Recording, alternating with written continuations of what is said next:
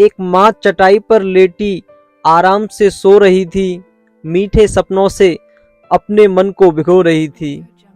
तभी उसका बच्चा यूं ही घूमते हुए समीप आया, माँ के तन को छूकर हल्के से हिलाया। माँ अलसाई सी चटाई से बस थोड़ा उठी ही थी, तभी उस नन्हे ने हलवा खाने की जिद कर दी। माँ ने उसे पुचकारा और अपनी गोद में ले लिया, फिर पास ही रखे ईंटों के चूल्हे का रुख किया। फिर उसने चूल्हे पर एक छोटी सी कढ़ाई रख दी और आग जलाकर कुछ देर मुन्ने को ताकती रही। फिर बोली, बेटा जब तक उबल रहा है ये पानी, क्या सुनोगे तब तक कोई परियों वाली कहानी।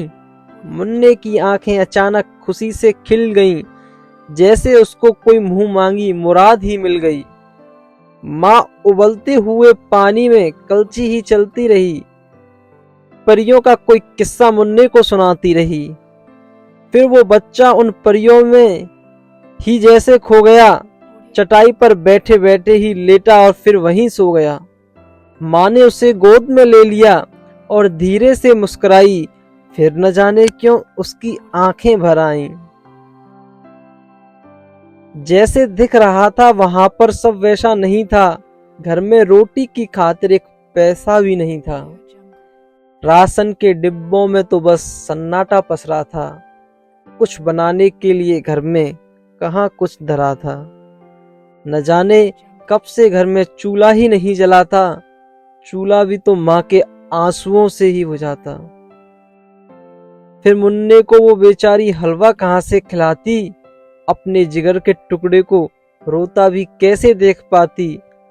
अपनी मजबूरी उस नन्हे मन को माँ कैसे समझाती, या फिर फालतू में ही मुन्ने पर क्यों झुंझलाती। हलवे की बात वो कहानी में टालती रही, जब तक वो सोया नहीं, बस पानी उबालती रही।